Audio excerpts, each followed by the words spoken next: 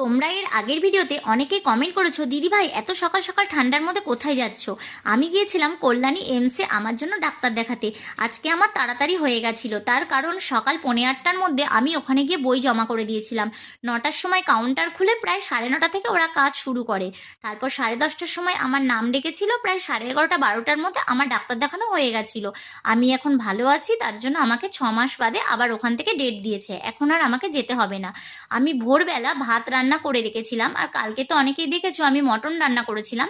তোমাদের দাদাভাই অল্প করে কিছুই আনতে পারে না, কালকে দুবার মটন খাওয়ার পরেও আজকে আমার দুপুরে যা ছিল আমাদের 4জনারই হয়ে যেত।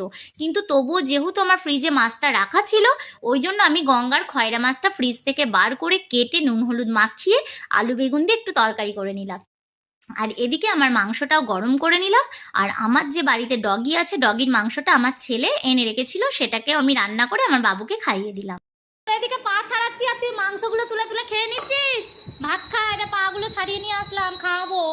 কোথার থেকে আসলাম, এসে আবার রান্না করে ছেলে খাওয়ানো হয়ে গেল। আমার সোনার দোন এটা, এটা আমার মানিক চাঁদ, হিরে মানিক। খাও, খেয়ে নাও। বাবা রে বাবা, নে খেয়ে নে বাবু, খেয়ে নে। খাইয়ে নিয়ে আবার চানে ঢুকবো। চলো, দেখতেই পাচ্ছ নিশ্চয়ই আমি এই যে লাল জামাটাই পরে আছি, এটা আজকেরই ভিডিও, অন্য দিনের নয়।